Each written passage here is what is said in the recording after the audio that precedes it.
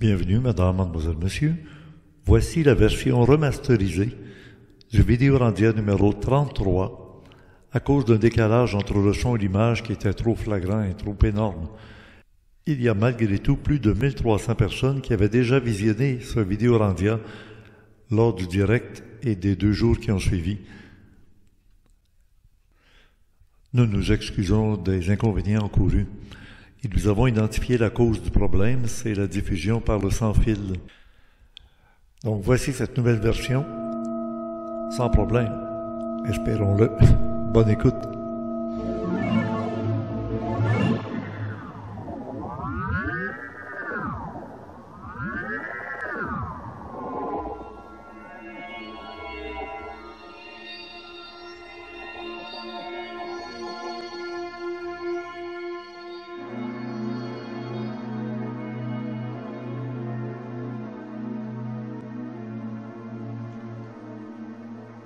Bienvenue, madame, mademoiselle, monsieur, au Vidéorandia du samedi 5 août 2017, déjà dans le mois d'août. Et nous sommes au Vidéorandia numéro 33, l'âge du Christ, comme on dit. La voix que vous entendez, celle du concepteur-animateur Richard Glenn, l'ésotériste du Nouveau Monde. Notre invité, monsieur Yann Vannet, directement par téléportation de la ville de Québec, président fondateur du mouvement Garpan. Il va nous parler des pour et des contre de la divulgation du phénomène extraterrestre. À la caméra, Gilles Surprenant, la version audio MP3 sur le forum Orandia, comme à toutes les semaines par Jean-François Poulain. Le montage de l'image par Denis Jean qui est en vacances jusqu'au mois de septembre. Et je remercie nos aides, Jacinthe et Ronald qui s'occupent de l'entrée du public à la salle de conférence. À la régie, Spirale, Geneviève et nos 2 techniciens, superviseurs techniques, et même on devrait dire les 3, Emmanuel, Stéphane et Donald, qui nous écoutent actuellement directement de chez lui. Salut Donald. Et du club créé, voici 2 extraits très intéressants disponibles dans les salles du mois de juillet et du mois d'août. On commence par Andrea Poaric, dans psychiatre. votre conférence, vous avez changé. Vous avez dit qu'ils ne sont pas si mauvais que cela. Non, je n'ai pas dit ça. Non, je n'ai pas dit qu'ils ne sont pas si mauvais que cela. Ce que j'ai dit, en fait, c'est que tout cela, c'est de la fiction. Comme les hommes en noir, c'est un autre exemple. Tout ça, par qui? Par la CIA. Ils essaient de faire peur aux gens, faire en sorte qu'ils ne puissent pas reconnaître exactement ce que sont les ovnis. 90% des observations d'ovnis, ce sont des vaisseaux de la flotte d'ovnis des États-Unis. C'est leur première ligne de défense. Ils font les mutilations de bovins, toutes ces choses horribles. Tout ça, c'est fabriqué, c'est de l'intox. Ce n'est pas réel. Il faut être intelligent pour le découvrir. Et la plupart des gens dans ces entrevues sont assez hystériques suite à leurs expériences d'observation d'ovnis. Pensez-vous que les petits gris existent vraiment? Je ne sais pas, je ne les ai pas vus personnellement, mais si quelqu'un les a vus, s'il est un observateur fiable, je vais l'accepter. Rappelez-vous qu'il y a des milliers de types de visiteurs différents. Ils ne sont pas tous fabriqués du même moule, donc c'est un point important. Vous avez remarqué sans doute que la voix du traducteur était à droite et la version anglaise originale était à gauche. Maintenant, un extrait de Peter Knight du Club chaque créé. être humain représente ce programme cosmique pour devenir exactement ça. Et c'est ce que craignent les gouvernements, c'est un alignement de l'énergie des 7 chakras, de 7 lumières, pour transformer la matière. Et là, ils craignent ça parce qu'ils savent que l'énergie libre est en train d'être activée depuis le centre de la Terre. C'est cosmotellurique maintenant. Ça risque de s'élever jusqu'à la ionosphère et on deviendrait ionosphérique, c'est-à-dire on deviendrait non seulement atmosphérique, mais vraiment ionosphérique. On deviendrait la lumière du ciel.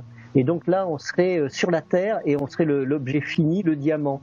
Donc là, ça leur fait peur parce qu'ils sont au courant de tout ça, les gouvernements, parce qu'ils sont en arrière-plan comme les nazis, très ésotériques. Mais ils volent l'ésotérisme aux gens en faisant les religions, la politique, etc. La politique, on sait que c'est le mensonge, c'est pas le verbe fécher, c'est le contraire du verbe fécher, la politique. C'est raconter que des histoires, des mensonges. Alors qu'en fait, le véritable verbe chat dit la vérité tout de suite. C'est le franc-parler, quoi. Oui, on sait bien que c'est un gouvernement parlementaire. Parle, voilà. ment et terre. Ah oui, oui, oui. Et oui, c'était disponible, c'est maintenant disponible dans la salle du Club créé. Nous avons notre rencontre cette semaine, le samedi 5 août, dans la salle Unisanté à Mont-Saint-Hilaire, pour le numéro 33. On arrive maintenant dans cette salle. Bonsoir, Yann. Bonsoir, Richard. Alors, tu es un gars de Québec qui est avec nous. C'était intéressant d'enfin te voir en personne au lieu d'être toujours en Skype. Oui, ça faisait un petit moment que j'avais pas passé, fait qu'on va pouvoir informer le public des nouvelles. Ça fait combien de temps? Ben, depuis le congrès ésotérique, sauf que c'est un autre sujet, tu sais. Le congrès ésotérique qui avait lieu au mois d'avril, je pense. Hein? En effet. Et là, on va te revoir au congrès ufologique au début du mois de octobre, le samedi 7 octobre précisément. Exact. Et là, on va avoir un petit avant-goût ou c'est complètement autre chose que tu nous présentes aujourd'hui? Ben, pour le Vidéorandia, c'est une autre discussion. C'est où qu'on en est rendu dans les projets de l'ufologie au Québec. Puis la grande thématique qui me titille de plus en plus, est-ce que c'est seulement bon le disclosure ou quels sont aussi les pour et les contre? Exact. Du disclosure. En français, c'est divulgation. D'accord? Oui. Un gars de Québec qui parle en anglais. Fais pas ton français, là. Bon. Tu sais, les Français, ils aiment toujours chercher avec des mots anglais. Oui, il y a des choses étonnantes qui se passent dans le monde actuellement, dans le monde de l'ufologie. Je sais pas si tu as entendu parler de la disparition de Jim Marrs. Tout récemment? Oui, ça vient d'arriver là, il y a à peine une semaine. Et Jim Marrs, c'est un personnage dans l'ufologie qui racontait beaucoup de choses en rapport avec justement la planète Mars. Des colonies humaines qui vivent sur la planète Mars, un peu comme des esclaves, etc. C'est peut-être un aspect de son œuvre que je connais moins. Moi, ce que j'appréciais, c'est que c'était pas uniquement un ufologue, malgré qu'il a quand même donné des cours d'ufologie dans une université de Californie. Reconnu. Oui. Des cours reconnus à l'université. Dans les années 2000, je crois bien. Okay. Puis évidemment, c'est un grand journaliste, il a eu une grande carrière. Oui. Fait que son discours était aussi historique, autant l'histoire du 20e siècle. Un de ses livres, c'est le Quatrième Reich. Fait que c'est ça dont on parlait la semaine dernière avec Peter Knight, que le Troisième Reich avec Adolf Hitler est disparu après la Deuxième Guerre mondiale, puis maintenant on est à voir qu'il y a un Quatrième Reich qui serait en train d'être sous-jacent à notre société mondiale. Peut-être, c'était sans doute en partie métaphorique, c'est une autre discussion, disons. Ah oui, oui. OK, alors donc toi tu veux m'amener sur la piste de... Faut-il ou ne faut-il pas révéler la réalité du phénomène extraterrestre par les autorités, qu'on dira les autorités militaires, les autorités politiques, les autorités économiques et surtout, et le plus compromettant, c'est les autorités religieuses.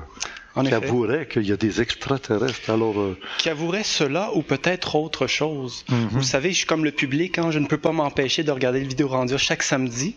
Puis certaines expressions que tu sors sur l'ufologie, mais j'ai pas la même opinion exactement que la tienne. Puis je trouve que justement d'en parler en commun, n'ayant pas exactement la même opinion, ça rendrait le sujet, on pourrait en ressortir les nuances. Puis ça montrait qu'on est capable de discuter même si on n'a pas les mêmes perspectives. Oui, mais quel est le point majeur sur lequel tu n'es pas d'accord avec notre démarche? Parce que moi, je ne prétends pas du tout qu'il y a une façon de voir les choses. Il faut faire le tour du jardin. Peter Knight, il est vraiment à part de l'ufologie conventionnelle. Oui. Pourtant, il touche aux ovnis nazis. Puis parlant des ovnis nazis, moi j'avais fait un document qui a été retiré pendant longtemps. D'ailleurs, il y a 2 éléments de mon document qui est en 3 parties. Il ne reste que la 3e partie. Ça s'appelle les ovnis nazis. Je sais pas, Geneviève, si tu vas trouver l'image que... Alors tiens, on va nous envoyer l'image parce que c'est sur Dailymotion, ovnis nazis, et ça avait été fait en 1988. Alors, on en parlait longtemps avant que l'Internet existe, puis que là, ça soit la folie furieuse là-dessus. Et puis Gilles, dans le complément surprenant la semaine dernière, il a montré, quand j'avais rencontré Richard Dolan, le grand ufologue américain, j'avais 2 questions, et celle-là était une des 2 qui m'interpellait. Richard Dolan, qu'est-ce que vous pensez de George Adamski? Oh, it's a joke. J'ai dit, comment ça se fait que ce gars-là, il a présenté des photos de soucoupes volantes bien des années, longtemps avant qu'on entende parler des fameuses soucoupes volantes nazies, les Honeyboo. Alors lui, il les a présentées au début des années 50, ces photos. Puis les Honeyboo, c'est des dossiers top secrets qui sont sortis seulement au début des années 80, puis sont très semblables. Alors, dans le complément surprenant du numéro 32, vous allez retrouver ça. Alors, Yann Vadnet, oui, président, directeur, fondateur du groupement Garpan. Répète-nous ce que veut dire Garpan. Bon, on peut commencer avec les premières images. En effet, ça vaut la peine de le rappeler. Ah oui. Le Garpan a pris comme modèle le GEPAN en France, qui est un organisme d'État financé par le comité aérospatial pour étudier les phénomènes ovnis. Alors nous, à titre d'entreprise au Québec, nous avons copié un petit peu leur méthodologie pour essayer d'atteindre leur barème, leur niveau de rigueur et de professionnalisme. Mm-hmm. Alors le Garpan est le groupe d'assistance et de recherche sur les PAN, c'est-à-dire les phénomènes aérospatiaux non identifiés. C'est pas un guet-apens. Parfois, il semble-t-il presque. Ils guettent les pans. Les guet-apens. Mais justement... des phénomènes aériens non identifiés. OK. Oui. Là, ce soir, on a remarqué qu'on est dans la salle ici à Saint-Hilaire parce que il y a des phénomènes identifiables, des nuages dans le ciel. Et peut-être qu'après la soirée, on ira au feu de camp comme c'est arrivé depuis le début de l'été. Mais là, encore une fois, là... Mais espérons-le. À propos de Richard Dolan, puisque tu en as parlé, on se rappelle que c'est un auteur américain qui a écrit, entre autres, une trilogie sur l'histoire de l'ufologie moderne, qui sert de référence de nos jours. Mais il y a une belle anecdote qu'il a racontée rapidement lors d'une entrevue. Je vous la rapporte. Un jour, il était avec une ou deux personnes. Puis là, il discutait à propos des ovnis. Puis ils disent « Ah, ça serait-tu pas drôle qu'on en verrait une maintenant? » C'est Richard Dolan qui rapporte ça. Puis il est avec deux autres personnes. Ils se sont levés la tête, puis ils ont vu un phénomène ufologique. Une soucoupe ou quelque chose. Alors, ça a été rapporté par qui? Par Richard Dolan lui-même dans une entrevue américaine. Je ne sais pas si c'est dans un de ses livres. Il parle dans justement de sa trilogie, le Breakaway Civilization. Oui. La civilisation en marge de la société. Encore un peu comme Peter Knight. Il existerait une société humaine qui connaît les principes de l'antigravitation, qui permet à des vaisseaux... Ben, je pense que là, on est bien dirigé pour notre vidéo Randia parce que me semble qu'on a déjà mis en évidence deux aspects très différents de l'ufologie. Oui. L'anecdote que je viens de vous dire de Richard Dolan, ou que ça serait-tu drôle de voir un phénomène ufologique, puis on le voit. C'est très différent, ce type d'observation-là, que ce que Peter Knight peut raconter, ou le lien entre les ovnis nazis, tout cela. Est-ce que nous, le Garpan, nous faisons beaucoup d'investigations, nous avons plusieurs investigateurs, est-ce que les témoins du Québec voient des ovnis nazis? Est-ce que nous sommes confrontés à cette réalité? Pas vraiment. Tout comme, c'est ce que je vais essayer de sensibiliser ce soir, c'est que dans la tête du public en général, ovni égale extraterrestre. Mais nous, au Garpan, le mot extraterrestre est banni. Je demande à tous ceux qui font partie de notre groupe de ne pas l'utiliser, sauf en une stricte acception. Ce n'est pas tous les phénomènes ufologiques qui sont extraterrestres. Au contraire, moi, ça m'offusque un petit peu, d'une certaine façon, qu'on résume tout le travail qu'on fait, excusez-moi, à supposément que tous les phénomènes ufologiques se rapporteraient à cette réalité extraterrestre, alors qu'au contraire, même Puaric, tout à l'heure, en début d'émission, il dit « Ah, 90% des phénomènes ufologiques, je vous le dis, c'est les programmes de la CIA. » Moi, quand j'entends ça, je suis révolté. Kanga, je sais pas, on l'entend, nous autres, une sirène de police, là. Oui. Ça a fait réagir. Hein? C'est comme Richard Dolan. Tu sais, c'est d'autres, si on envoyait tout de suite, tu parles de CIA, psst, sirène qui se fait entendre. C'est ça. Mais on n'a jamais su qu'est-ce qu'avait l'air la soucoupe volante de Richard Dolan, là, devant des témoins. Ça avait-tu l'air d'une soucoupe volante nazie ou ça avait l'air... Encore une fois, vous voyez, c'est ça la beauté des signalements ufologiques. Même encore avant le début de l'émission, je parlais avec quelqu'un qui a commencé à me raconter un signalement ufologique. C'est beaucoup de détails. Cette fois-là, Richard Dolan l'avait simplement raconté rapidement dans une émission de radio. Peut-être qu'à un moment donné, il va accorder tout un chapitre pour nous offrir le dessin, à quoi ça ressemblait, la comparaison entre ce que lui, il a vu et les autres témoins. En tout cas, du moins au Garpan, nous, c'est la façon qu'on procède. Toujours avec le plus de rigueur, de professionnalisme, avec une méthodologie envers les témoins pour faire ressortir les données. OK.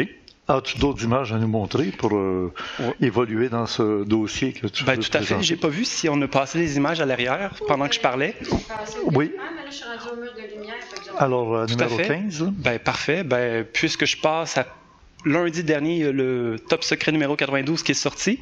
Oh! Et puis, semble-t-il que... Ça serait le tout dernier, le nouveau qui vient d'arriver? Ben oui, puis t'es dedans, parce que j'ai mis une photo de Richard Glenn et Arthur Matthews. Alors, j'ai écrit un article de 5000 mots. Moi, j'ai retrouvé mon archive en vidéo de l'entrevue que j'avais faite avec Arthur Matthews. Ça, c'est vraiment exceptionnel. On a hâte d'en voir un petit bout. Oui, la télévision suisse m'avait offert un montant d'argent très appréciable pour avoir la vidéo de courte durée, mais le posséder et en faire ce qu'ils veulent. Puis Glenn a dit non, je garde ça. En temps et lieu. Oui. Mais Arthur Matthews. Il n'y a pas de déclaration intempestive, c'est juste qu'on l'entend lui parler. Tu sais. Arthur Matthews, qui était le disciple et ami de Nikola Tesla, il n'est toujours pas connu. Il n'y a eu pratiquement aucun article sur lui. Et puis au Garpan, nous avons fait la traduction en 2015. Alors, c'est le premier article que je publie. Et puis le public a très bien réagi. J'ai fait des ventes toute la semaine.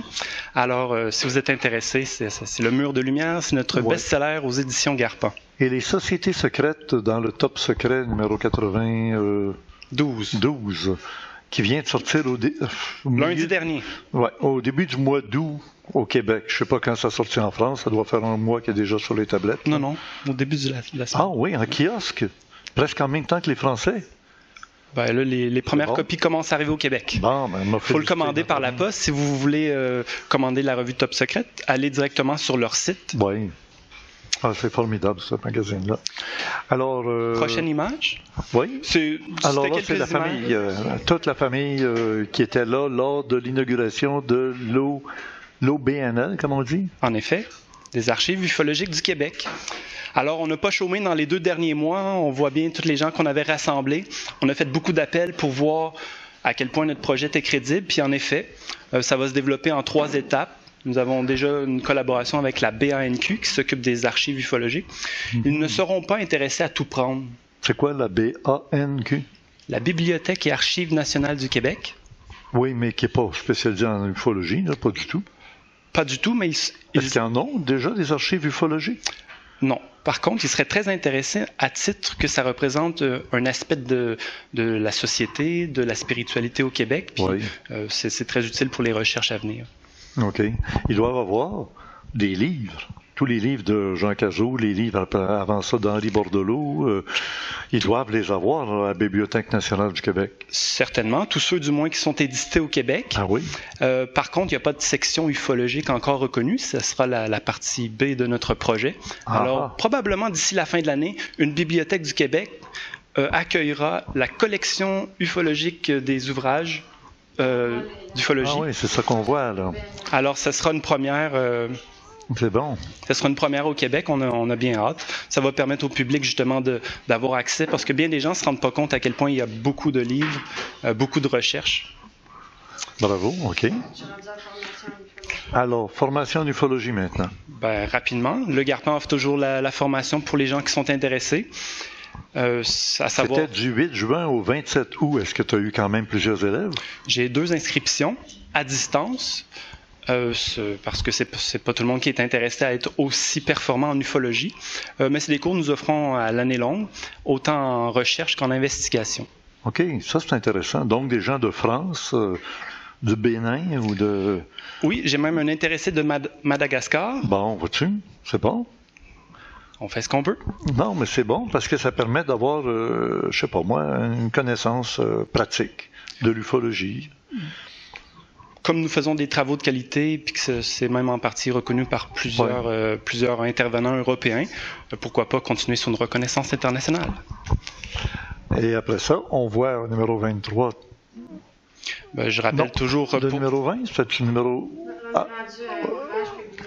Oui, les ouvrages publiés par Yann Vadnais. J'insiste, c'est 3 ouvrages de référence de l'ufologie du Québec. En effet. C'est la raison pour laquelle le Garpan s'est distingué avec de tels types d'ouvrages. Je vous encourage à vous le procurer. Ce sont des ouvrages excessivement informatifs qui, hélas, ne sont pas... Je les nomme Essais sur la Constitution, là, je ne le vois plus. Voilà, ça revient. Essai sur la constitution de l'ufologie au Québec et au Canada. Les 50 ans d'ufologie civile au Québec, de 1966 à 2016. Le 66, c'était à cause du premier livre en ufologie reconnu par une maison d'édition qui était celle de Henri Bordelot, je crois. Hein? Oui, j'ai vu des soucoupes volantes. Ça a commencé avec ça. C'est bon. Et le troisième dossier, c'est le catalogue illustré des cas de traces au sol, RR2 qu'on appelle, du Canada. Et puis ça, c'est quand même important de se rendre compte qu'il y en a ici aussi au Québec. Oui. C'est pas juste dans des films de science-fiction, là. Et du RR3, qui veut dire implication d'êtres extraterrestres, y en a-t-il suffisamment pour faire un catalogue au Québec? Oui, absolument. Il y a surtout eu une vague d'humanoïdes en 1968 et 1974. Il y a eu d'autres cas, mais pour une vague d'humanoïdes qui en a eu de nombreux, c'est cette période-là. De nos jours, c'est moins fréquent. C'est ça. On va le dire ainsi. Et ils n'ont pas tous l'apparence de beaux grands blonds avec les yeux bleus qui font ce signe-là de la main, là. Non, en effet, mais c'est la beauté de l'ufologie, à quel point c'est un domaine qui évolue. Hein. Comme ça, c'est une idée que tu rapportes souvent aussi, que le phénomène est toujours un petit peu à l'avance sur la réalité, puis nous influence. Puis il y a un rapport, il y a un dialogue entre, d'une part, la société, puis semble-t-il, les chercheurs en tant que tels. Au congrès qui s'en vient, UFO 701, justement, je t'avais passé une commande de nous amener un peu dans l'histoire de l'ufologie pour nous montrer l'évolution de tout ça. Alors là, on voit justement la publicité du 4e congrès ufologique de Montréal, après le UFO 401, 501, 601, nous voici au 701. Pourquoi? Parce qu'on est en 2017 et ça aura lieu samedi le 7 octobre, il y a beaucoup de 7 dans ça, 2017, à l'hôtel Sandman, là où on a fait tous les derniers congrès avaient lieu là. Oui. L'hôtel Sandman, juste à côté de la station de métro de Longueuil. Vous le savez, c'est collé sur la station de métro et le stationnement est gratuit. Et si vous arrivez par le métro, vous sortez de la station de métro, vous allez vers Montréal, vers le fleuve Saint-Laurent. Et la première bâtisse qui est la plus proche de la station de métro, c'est l'hôtel Sandman. Alors, une belle occasion de rencontrer des gens qui s'intéressent à ces sujets-là. Et on a des invités. Cette année, on a une palette d'invités très spéciale. Cette année, on atteint une coche supérieure. Les ufologues dont on entend toujours parler, on peut voir des vidéos sur Internet, sur YouTube, à pelleter.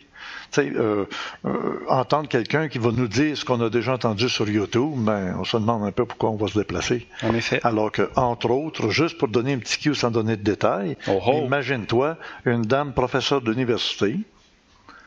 Américaine, oui. Caroline du Nord. Mais, de toute façon, tout va être traduit simultanément, là. Un peu comme on a entendu tantôt, et vous le réentendrez dans le générique à la fin de l'émission, mais quand on fait une traduction pour une vidéo, ceux qui comprennent bien l'anglais, allez-vous-en dans le haut-parleur de gauche, anglais, il y a un G, là, gauche, anglais, vous entendez la version originale en anglais. Et la traduction simultanée qui est faite simultanément en congrès, là, ça vous arrive dans les oreilles, puis vous apportez un petit baladeur qui marche sur des longueurs d'onde FM. C'est la seule façon de pouvoir entendre la traduction simultanée et ça va vous permettre d'entendre la traduction dans vos deux oreilles, là. Mais sur une vidéo, pour nos émissions, c'est sur le haut-parleur de droite. Comme il y a un R dans français, droite. Alors, on choisit quel haut-parleur on veut entendre. Puis si on est capable d'écouter les deux simultanément, la version française, francophone, est légèrement un peu plus forte que la version anglaise. Ça nous permet d'écouter puis d'entendre que la traduction est bien fidèle et bien synchrone avec ce qui se dit en anglais. Et donc, oui, on aura une dame qui va être en Skype avec nous directement du Vatican. Il faut le faire. De la bibliothèque, tu disais? Oui, c'est fatigant un peu. Hein? Mais, non, c'est parce qu'elle est professeure en religiologie, puis tout ça, puis elle a ses entrées bien spéciales, et puis elle va nous donner une entrevue correspondant à cette approche d'une nouvelle façon de voir l'ufologie. On arrête d'être les petits boy scouts qui courent après les traces, la chasse au trésor dans des terrains, puis les champs, puis tout ça. Certaines phrases qu'il nous dit souvent pour voir exactement qu'est-ce qu'il entend par là. Il y a beaucoup de gens qui deviennent ufologues. C'est ou l'un ou l'autre. C'était de peut-être rencontrer des extraterrestres, soit en connaissant le lieu où il y a des atterrissages d'OVNI, ou de connaître des gens qui se disent contactés par des extraterrestres. À ce moment-là, ils vont en profiter. Tu comprends que c'est ça que je veux dire? Alors, je pense que toi, dans ton honnêteté intellectuelle, tu veux apprendre sur le terrain, pas par des oui-dire, mais être sur place lorsque tu peux aller enquêter sur un dossier ou un cas d'atterrissage ou de contacter. C'est valable, les deux. Moi, c'est sûr que c'est une boutade parce que j'ai été contacté et je me rends compte à quel point il y en a qui tournent en rond en ufologie.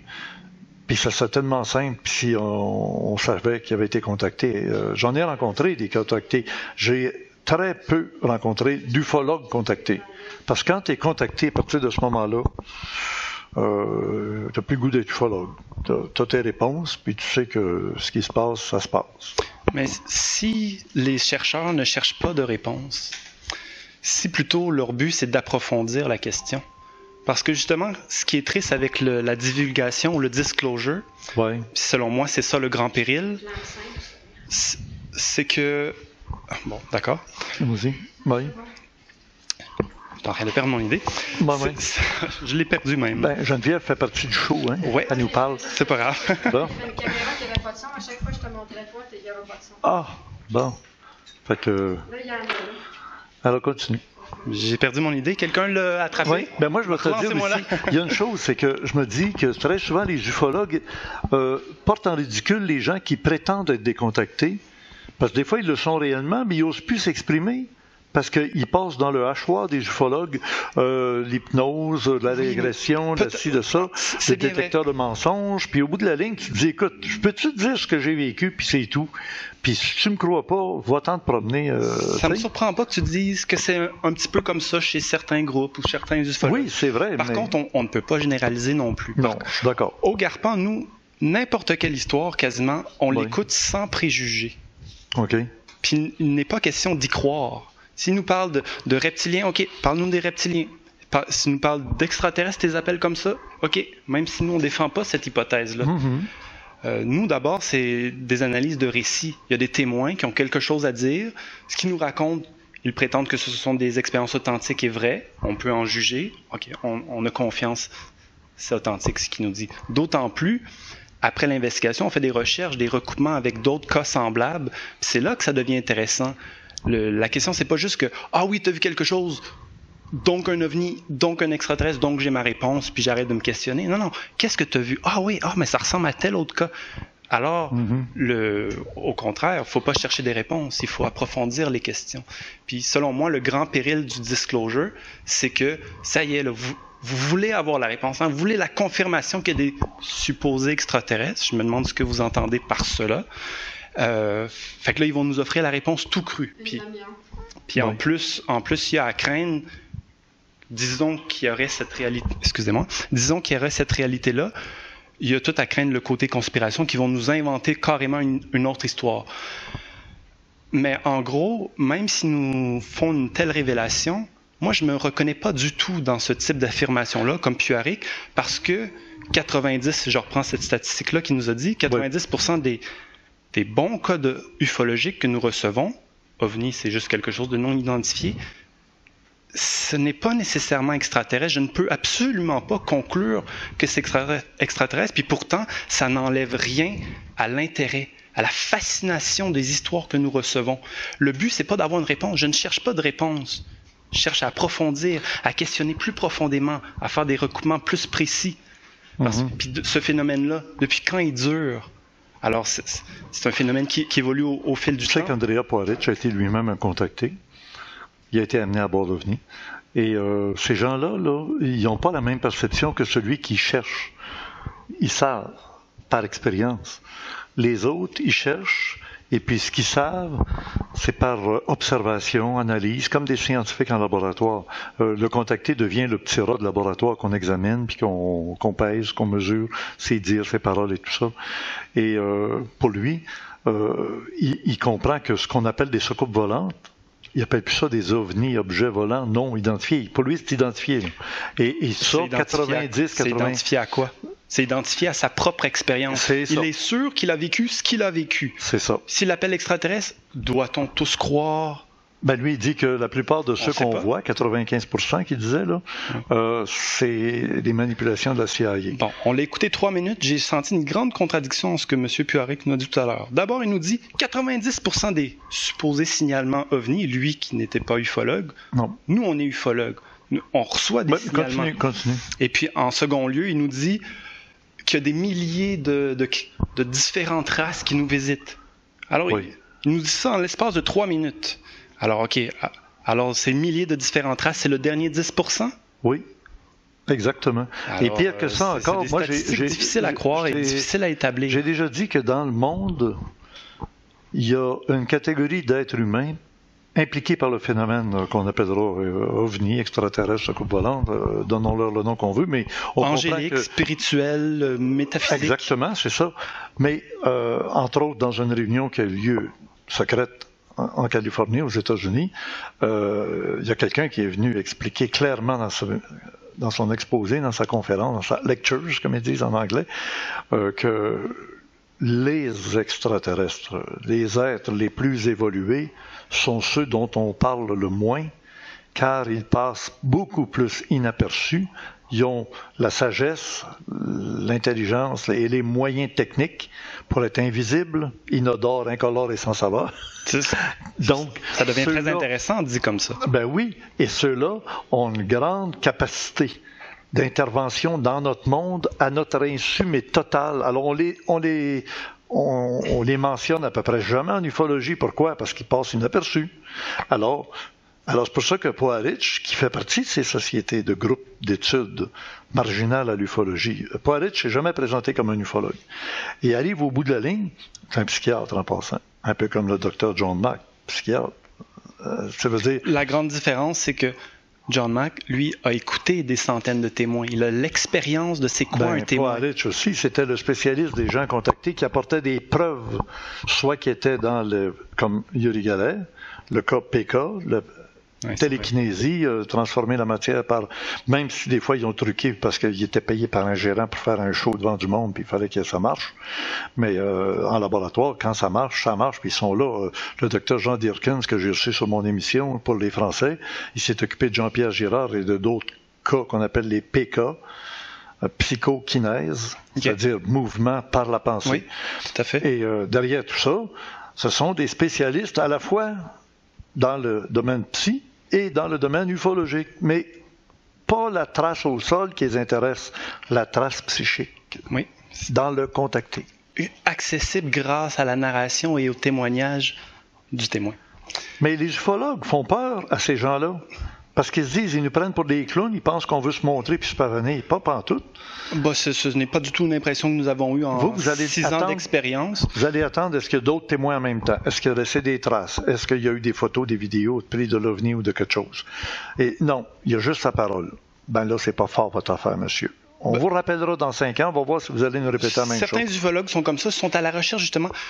Je reprécise, parenthèse, les 3 phrases que je vais montrer dans les 10 prochaines minutes, puisque le vidéo rendu avance. Ces 3 expressions que Richard utilise souvent, puis il y a du vrai. Quand je lis ça, c'est vrai ce que ça résume, mais ça nécessite d'être plus nuancé. Tes autres phrases, est-ce que c'est ça? Oui.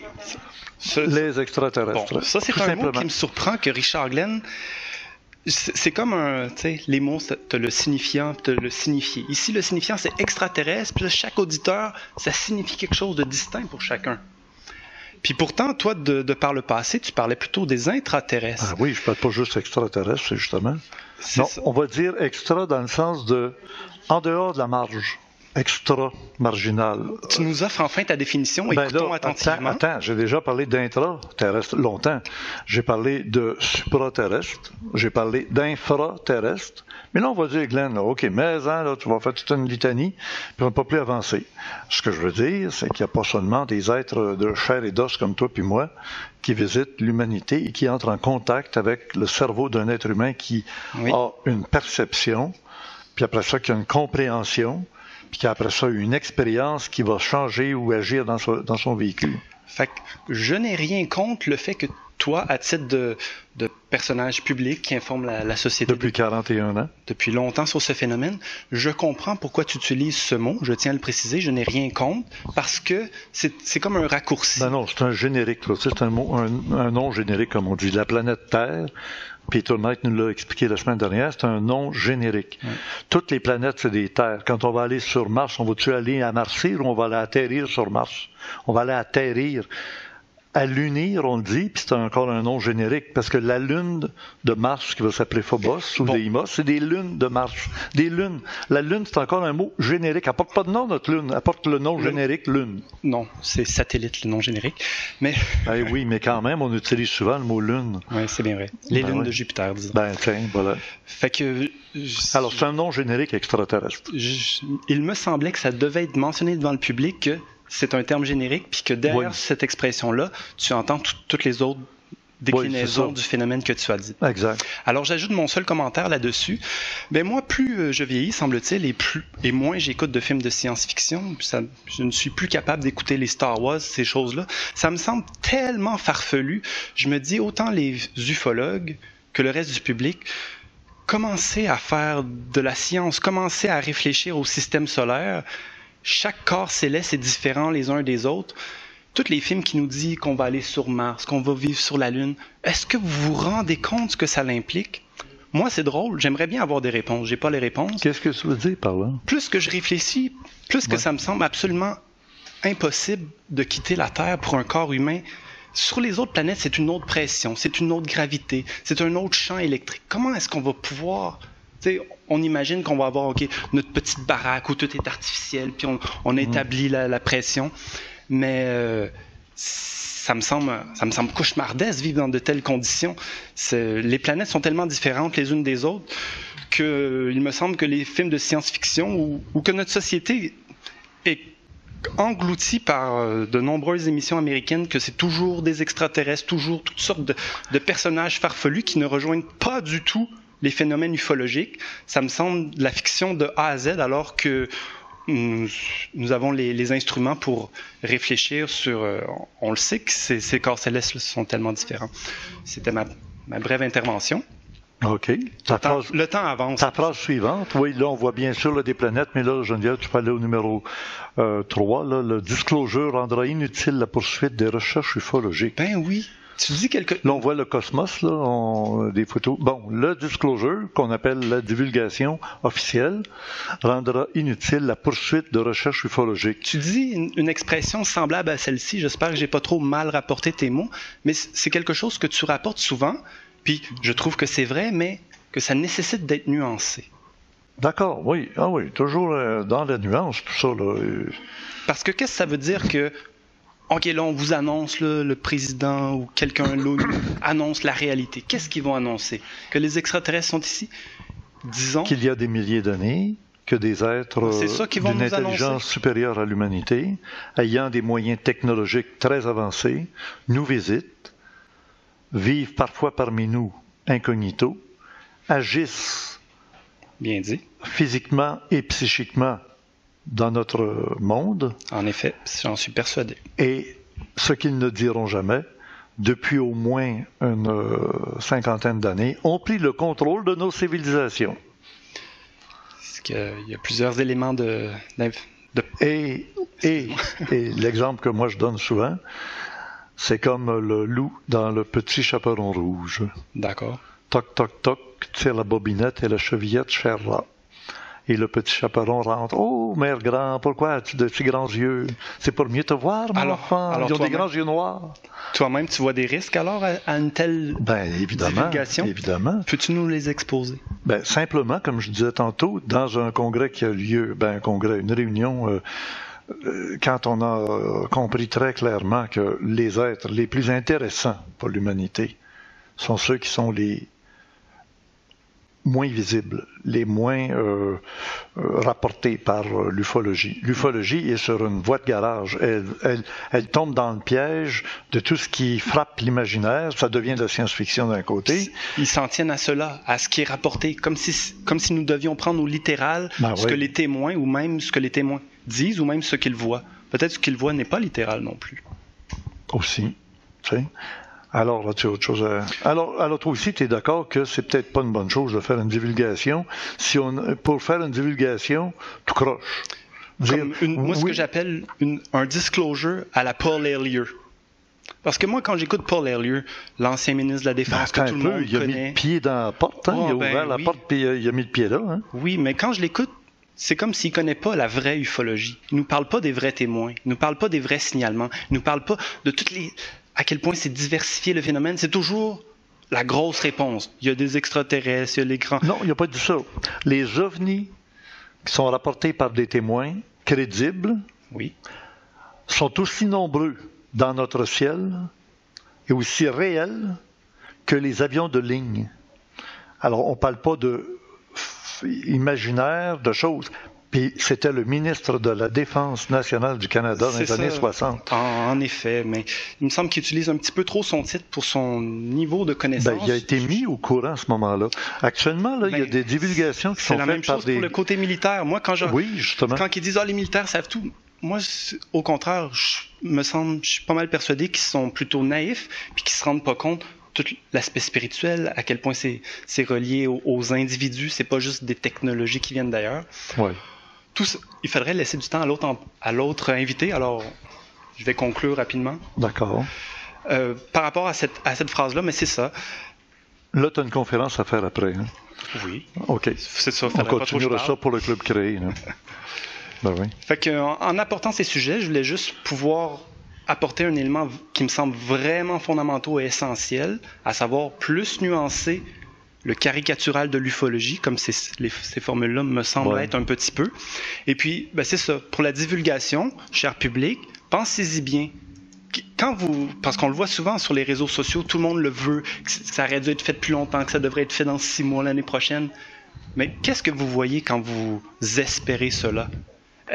Est-ce que vous voulez des réponses ou vous voulez plutôt des éléments pour approfondir le questionnement? Quant à moi, c'est d'autant plus que c'est un phénomène processuel qui évolue d'époque en époque. Mm-hmm. Laissons la question ouverte. Puis à ce titre-là, tu as publié un livre, Yann Vadnet, qui s'appelle « Enquêter sur les ovnis pour comprendre notre réalité ». Ça semble... Enquêter sur les ovnis. Pourquoi pas? C'est bien, hein? Alors, celui-là, regarde. La dernière. Alors, Geneviève va nous le montrer dans quelques secondes. Alors, merci. Voilà. Alors, enquêter sur les ovnis pour comprendre notre réalité, publié au Garpan, avec 200 images. Oui, 40 cas du Québec. Ce sont mes premières investigations. Je suis très fier de ce livre. Ça montre réellement à quel point le phénomène est diversifié, puis comment les témoins le vivent. Ce n'est pas du tout comme les films nous le rapportent, ni comme certains grands pontes de l'ufologie croient tout savoir. Merci bien, Yann Vadnet. Mais là, tu vas donner une rencontre-conférence avec notre public dans cette salle d'1 heure à peu près pour le club créé. Oui. Quel est le thème? La passéologie et l'identité culturelle des peuples. Passéologie, moi c'est le contraire de futurologie, passéologie. Oui, en effet, c'est pas moi qui ai inventé ce mot-là, c'est un chercheur russe dans la foulée des recherches sur la nouvelle chronologie. Il y a l'école française de la nouvelle chronologie, l'école russe de la nouvelle chronologie, à savoir que le Moyen-Âge n'a pas été aussi long que nous croyons. Et puis, c'est de ça que je vais vous parler dans quelques instants. Oh, ça va être intéressant. Et tu as beaucoup de graphiques à nous montrer qui vont étayer toute ta conférence. Comme d'habitude avec Yann Vadnet, c'est du solide, c'est du réfléchi, c'est de l'étudier. C'est bien sûr ta démarche en ufologie, je la respecte au plus haut point. D'ailleurs, tu t'affiches. Tu lances pas des histoires, tu amènes des preuves, des témoins, des photos. On ne fait aucun sensationnalisme depuis 5 ans. Ce n'est pas notre optique. C'est d'être à l'écoute des témoins puis approfondir le questionnement. Pendant qu'on va changer d'invité, je vais demander à Geneviève qu'elle nous mette l'image que j'ai mise sur mon écran d'ordinateur. Là. Et puis ça va nous permettre d'élaborer pendant qu'on va avoir un autre invité qui s'appelle Pierre-Charles Dubreuil. Merci, Yann Vadnet. Merci bien. Merci.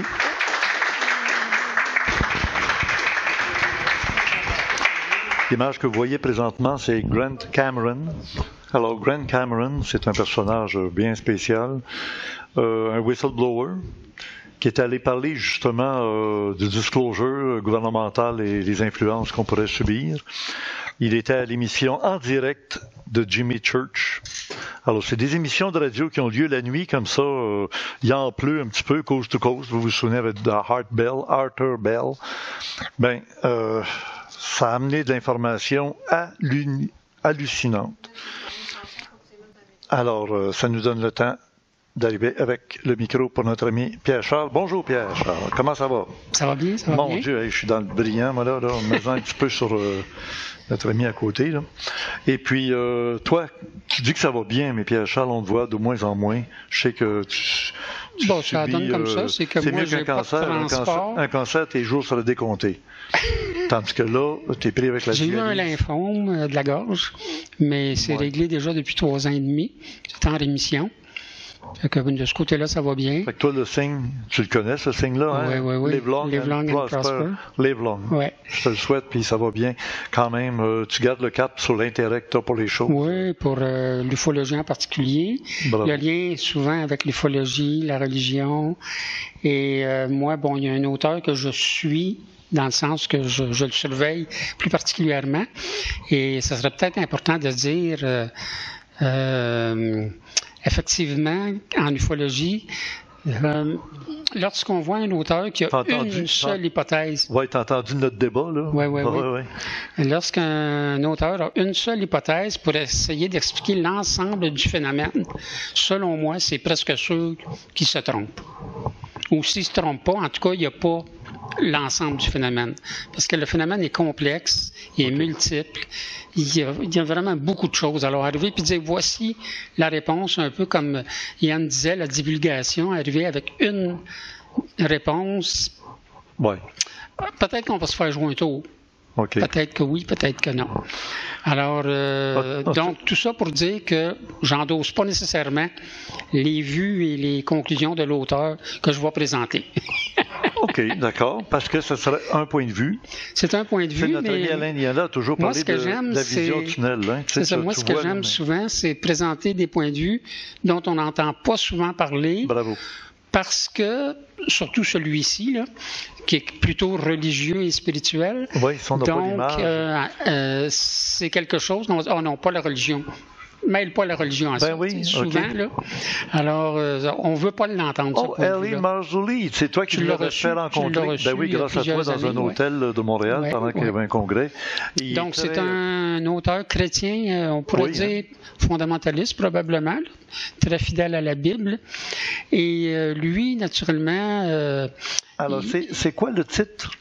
Further Evidence. Oui. Ça, c'est ce livre-là ici. Tu traduis ça par? C'est un des livres, des évidences supplémentaires, peut-être, ou encore plus d'évidences. OK. Close Encounters. Oui, ce livre-là contient plusieurs témoignages de différentes personnes de différents avenues de la vie des militaires, des gens ordinaires, des spécialistes, des aviateurs, toutes sortes de choses. OK. Et il y a quelques photos, entre autres, qui ont été fournies par Jamie Maussan, pour ceux qui le connaissent, un enquêteur mexicain. Là. Ah, oui. Il a travaillé aussi, Marzulli, avec le docteur Lear au sujet des implants. OK, oui. Il a été présent lui-même à plusieurs implants qui ont été retirés. Donc, c'est ça. Alors lui, sa phrase... fétiche, là, si je pourrais dire, c'est de dire le phénomène OVNI est en accroissement et il est là pour rester. Et lui, ce qu'il dit, c'est que le phénomène OVNI est réel, donc il est physique. Il y a des gens qui ont vu des choses et ils ont vu des choses, selon lui, vraiment physiques. Oui, quand tu prends une photo de soucoupe volante, elle est là, une photo de soucoupe volante en tôle, Phil Adamski un peu, là, avec des pattes un peu longues, là, mais oui. Alors, donc la première phrase, c'est ça. Okay, oui. Ensuite, lui, comme il est un chrétien, alors ce qu'il dit souvent, c'est que si vous êtes enlevé par des extraterrestres, vous commencez d'abord par il dit rebuke, c'est comme Un peu style au nom de Jésus votant, là, quelque chose dans le style. Là. OK, un peu comme les confronter. C'est ça, tu commences par ça. Les confronter avec Puis Jésus. si jamais ils restent là, ben là, tu peux toujours essayer d'échanger avec eux. Là. Mais selon lui, lorsqu'un chrétien utilise le nom de Jésus, ça coupe automatiquement tout phénomène d'enlèvement, selon lui. Il dit qu'il y a au moins 300 cas connus de chrétiens qui ont dit au nom de Jésus disparaît et ils sont partis, ils sont disparus instantanément. Va dire rétro Satan, retire-toi de devant moi Satan. Moi personnellement, je suis pas convaincu que c'est absolu comme règle. Ouais. Ça serait intéressant s'il y a des gens qui ont été abductés puis qui nous entendent, qui ont été enlevés et est-ce qu'ils sont chrétiens? Je ne sais pas si les chercheurs tiennent compte de ça. J'ai l'impression qu'ils n'en tiennent pas tellement compte, mais enfin, il faut voir. Parce qu'il y a des cas comme Betty Andreasen, par exemple, qui a vécu quelque chose, puis elle a transformé ça à quelque chose de très religieux. Là. C'est quasiment comme si elle avait vu Dieu. Là. Jean Cazot considère que c'est un des meilleurs cas en ufologie. Puis j'ai 3 heures avec Betty et son hypnothérapeute et son psychologue, etc. Parce que c'est un gros cas. C'est un cas intéressant. Mais c'est tout en anglais. On n'en parle plus beaucoup, par exemple, j'ai l'impression. Ah oui, elle a vu beaucoup de choses, semble-t-il. Alors, Marzulli, si j'en parle aujourd'hui, c'est parce qu'il vient de sortir un nouveau DVD. C'est une nouvelle série qui s'appelle The Watchman Chronicle. OK. Et son premier DVD, c'est UFOs are real in their own words. Encore là, il a interviewé énormément de témoins. C'est un documentaire où on voit des témoins qui parlent de leurs observations. Il y a comme j'ai dit, des pilotes d'avion, des pilotes de ligne, un pilote d'avion personnel. Il y a des gens ordinaires, des artistes. Il y a toutes sortes de gens qui témoignent là-dedans. Oui. Et donc, au niveau du témoignage, là, c'est vraiment très, très intéressant. Moi, personnellement, il y a un, entre autres, qui est intéressant, parce que lui, il a vu une femme, il n'a pas vu d'OVNI, mais il y avait une femme qui sortait d'une automobile, s'est approchée de lui, il y a eu certaines interactions, et à un moment donné, il a comme contrarié la dame en question parce qu'il disait, puis là, il dit qu'à ce moment-là, il a vu que ses yeux sont devenus les yeux d'un reptilien. Tu sais qu'il y en a plusieurs qui ont rapporté ça. Quand tu les confrontes, tu les frustres. Ça l'a frustré, puis là, il faut que ses yeux sont devenus comme les yeux d'un reptilien. C'est comme nous autres, on deviendrait la face rouge. Oui, ou quelque chose comme ça. Là, eux autres, tu joues. Oui, en tout cas, c'est intéressant. Ou les yeux deviennent noirs. Il y a beaucoup de simulations qui sont faites par ordinateur dans son document. Oui. Très intéressant. Entre autres, un cas de jeunes garçons qui jouaient au hockey à l'extérieur, qui ont vu 3 objets au bout de la patinoire. Là. C'est vraiment très, très intéressant. Est-ce qu'ils ont été abductés? Non, la plupart des gens dans ces témoignages-là n'ont pas été abductés. Il y a peut-être... non, pas tellement. C'est plus des gens qui ont vu des choses, mais il n'y a pas beaucoup d'abduction en tant que tel. Là. Et, bon, pour terminer, il y a une autre vidéo qui s'en vient au mois de septembre qui va parler de Fatima. Le 13 octobre, bon, c'est le 100e anniversaire de Fatima. 100 ans exactement, le 13 octobre. Et dans ce livre-ci, passe-moi ça, Exo Vaticana, une vraie Bible. Il y a un chapitre sur Fatima qui a été écrit par Marzulli, parce que, naturellement, comme j'ai dit depuis tantôt, 600 pages. Pour ces gens-là, les chrétiens, les extraterrestres ne sont pas des extraterrestres, en fait, mais ce seraient les anges déchus de la fameuse Genèse, là, chapitre 6, verset 4, etc. Là. Ceux qui trouvèrent les filles des hommes très belles, les prises pour épouses, et eurent de nombreux enfants qui sont devenus ceux qu'on appelait les géants de l'histoire ancienne. Et lui utilise souvent la phrase, quand Jésus a dit qu'à la fin des temps, ça va être comme à l'époque de Noé, lui, il fait référence au fait qu'il va y avoir de l'hybridation entre ces êtres-là et les femmes humaines. Oui. Puis le ligrou, c'est le tigre avec un lion, ça fait une hybridation entre une race de tigre et une race de lion, et ça produit des animaux ligrous qu'ils ont appelés, mais géants. C'est comme si l'hybridation provoquait des êtres qui ont une déformité, mais ils deviennent géants. Marzulli a fait beaucoup de recherches aussi sur les géants. Oui. Et par rapport à Exo Vaticana, pour expliquer un peu le sujet de ce livre-là. Exo Vaticana, ça veut dire à l'extérieur du Vatican. C'est que, selon eux, le thème du livre, c'est que le pape actuel, le pape François, prépare l'humanité à l'arrivée d'un sauveur extraterrestre. Donc, pour les chrétiens, ça va être quoi? Les chrétiens fondamentalistes, ça va être l'Antichrist. Ben, le Messie, c'est supposé être un extraterrestre dont le royaume n'est pas de ce monde. Oui, ça pourrait. En étirant un peu la sauce, là. Mais... Quand on regarde le scénario chrétien, moi, je trouve ça intéressant quand même, parce qu'on parlait de divulgation tantôt. Oui. Oui, on va peut-être divulguer quelque chose, des êtres vont arriver. Qu'est-ce qu'ils vont dire? Bon, admettons qu'ils disent, comme dit Marzulli dans tous ses livres, nous sommes vos créateurs, nous sommes ceux qui avons créé vos religions. Ça peut ressembler à l'histoire de l'Antichrist. Oui. Qui dit qu'on ne sera pas... Marzulli appelle ça la grande déception. Deception en anglais, en voulant dire la grande tromperie. Je comprends, oui. Puis nous, on n'aura pas les moyens de savoir que c'est pas vrai. Ces êtres-là vont être là, réellement. Ils vont faire des prodiges pour nous impressionner. Puis on va dire, ben là, on peut pas dire que c'est pas vrai, ils sont là. Bon, ben écoute-moi bien, Pierre-Charles, tu arrives un peu dans le cadre même du sujet qu'on avait au début de l'émission avec Yann Donnay. Le disclosure, comme il disait, là, le dévoilement, la révélation de la réalité du phénomène extraterrestre faite par des autorités, j'ai mentionné des autorités militaires, politiques, économiques et religieuses. Tout le monde a l'air d'embarquer dans le bague parce que là, on s'est fait dire... Puis Hollywood qui nous prépare, tu sais, qui pousse dans ce sens-là. Dans ce sens-là, pour le New World Order, le nouvel ordre mondial.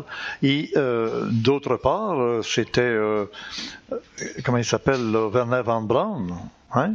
De l'Allemagne, qui avait dit, après les États voyous, vous allez entendre parler de menaces d'extraterrestres. C'est sûr que là, pour moi, c'est comme différent. C'est pour se faire militairement obstruction, où on va faire le Star Wars bouclier, pour se protéger contre l'arrivée d'extraterrestres, mais que le grand coup de théâtre à l'américaine, on n'attendait pas Trump, c'est lui qui nous est arrivé sur la tête. Fait que là, peut-être les extraterrestres qu'on a peur vont devenir du jour au lendemain, des bons. Des bons. Et là, tout le monde a dit qu'ils sont merveilleux. Alors que... Si on regarde, par exemple, tu te souviens... Ben c'est ça, selon les chrétiens, ça va être la grande tromperie pour nous éloigner de Jésus et de Dieu, selon eux. Là. Tu te souviens l'émission de Gene Roddenberry, Earth Final Conflict, Invasion planète Terre, je crois, je suis pas sûr du titre français, où on avait des extraterrestres qui étaient arrivés sur Terre, les Talons, qui avaient l'air très bons, qui faisaient des bonnes choses pour l'humanité, mais il y avait un plan derrière la tête quand même, c'était de mettre l'humanité de son côté pour pouvoir éventuellement se battre contre une autre race d'extraterrestres. Et se servir des humains comme boucliers, c'est ça. On attire peut-être à soi ce qu'on est soi-même. Et pour les Américains, je veux dire, c'est leur façon de voir le monde, de voir leurs jeux vidéo, de voir leurs films de science-fiction qui sont cotés à 80% facilement, bing, bing, pow, pow. C'est ça qu'ils auront, parce que c'est ça qu'ils sont. Alors qu'il y a d'autres peuples qui sont beaucoup plus bienveillants, beaucoup plus pacifiques, beaucoup plus en harmonie avec la nature. Et au bout de la ligne, tout ça, là, ça a l'air d'être un grand jeu de théâtre, de cinéma, je sais pas, hein? C'est sûr que moi, je m'intéresse aussi à l'actualité réelle, là. Et dans l'actualité réelle, j'aimerais ça dire un petit mot sur le vote qu'il y a eu à l'ONU dernièrement, le 7 juillet, pour bannir totalement les armes nucléaires de la surface de la Terre. Et ça a été voté? Ça a été voté. Il y a environ 123 pays qui ont voté pour bannir les armes. Sauf les États-Unis, et les 9 pays qui possèdent l'arme nucléaire ont refusé. Ont voté contre, naturellement. Mais c'est pas adopté encore. Il y a eu comme un vote préliminaire. Et le vote final, ça va être au mois d'octobre. Alors, c'est quand même quelque chose à surveiller au mois d'octobre. Et curieusement, le pape, dernièrement, a dit qu'il fallait prier 1 minute pour la paix. Je sais pas s'il imitait quelqu'un. Mais c'est sûr que c'est quand même sérieux là, pour moi. Les armes nucléaires, c'est vraiment un danger. Il y en a plein d'autres, là. Mais les armes nucléaires, si on pouvait se débarrasser de ça... On revient à George Adamski. Ça serait quand même mieux. Là. Les extraterrestres qu'il rencontrait disaient, vous jouez avec l'énergie atomique, vous n'êtes pas mature, vous n'avez pas les moyens de gérer ça convenablement. Ça va pas tellement changer. Vous péter d'en face, pas rien que par des bombes atomiques, mais péter d'en face des centrales nucléaires comme Tchernobyl, puis Fukushima. Là, on se rend compte qu'on n'est pas prêt à gérer ça. Là. Puis là, ils nous cachent tout, parce que dans le temps, on avait le degré de radioactivité à travers le monde. Les sites ont été fermés. On n'a plus de rapport là-dessus. Puis ce qui se passe réellement dans le Pacifique, parce que avec Fukushima. Puis là, moi, si je continue à parler dans ce sens-là, là, ben, les commanditaires qu'on va placer sur la vidéo, là, sur YouTube, ne me rapporteront aucune scène. Puis ils vont être enlevés. Les gens vont se rendre compte qu'il n'y a plus de commanditaires sur les vidéos de Richard Glenn parce qu'il y a une nouvelle politique qui vient d'arriver chez YouTube il y a peu de temps, qu'il faut que le contenu soit acceptable pour les commandites. Un commanditaire qui vend une automobile puis qui est associé à une gang de fous qui parlent d'extraterrestres, là, ils sont pas intéressés à ça. Fait qu'ils enlèvent la commandite. L'automobile à l'essence puis l'énergie libre, c'est pas la même chose. Hein? Ben, tu sais, c'est ça. Fait que on se retrouve et il y a beaucoup de gens qui se rendent compte déjà, là, il y en a qui sont plaints qu'ils n'ont plus de commanditaires, puis comment ça se fait qu'ils n'ont plus de commanditaires? C'est parce que ça rentre pas dans le cadre de ce qui est admissible à entendre. Alors, c'est fou, mais on voit que c'est de plus en plus serré. Là. La manipulation se continue. Évidemment, j'ai toujours fait attention de ne pas apeurer la population, de lancer des histoires à dormir debout qui feraient peur, mais au moins de se dire, on peut-tu avoir une autre version que toujours la même version qu'on entend dire? On n'a pas de preuves, il n'y a rien qui nous dit que c'est vrai, c'est des gens malades qui voient ça, alors que les rapports scientifiques disent non. Les gens les plus instruits sont conscients qu'il peut y avoir le phénomène extraterrestre, puis ils sont loin d'être des zinzins. Comme actuellement, il y en a qui disent qu'il va peut-être se passer quelque chose à Fatima le 13 octobre, vu que c'est le 100e, peut-être. Oui, mais il faudrait qu'elle ait le calendrier. Sinon, les autres dates que les gens regardent, c'est l'éclipse qu'il va y avoir vers le 23 août, je crois. Puis il n'y en a pas une au mois de septembre là, qui est Et au mois de septembre, du 21 au 23, dans ce bout-là, il y a un autre phénomène céleste. Là, que... Bon, mais tous les sites qui rapportent des histoires effrayantes, là, puis incroyables, abominables, là, puis de commanditaires. Fait que ceux qui pensaient avoir de l'argent avec ça, là, ils n'auront plus sur YouTube. Ou ils verront passer, mais ils ne seront pas rétribués pour ça. Hein? C'est à peu près ça que j'avais à dire. As-tu entendu parler de ça, là? Grant Cameron? Oui, j'ai écouté ça un peu avec Roger tantôt. Là. Ah, t'es sérieux, hein? Grant Cameron, là. C'est très intéressant. Alors, pendant que j'ai une autre invitée qui va venir s'asseoir ici, merci Pierre-Charles Dubreuil, merci beaucoup. Merci.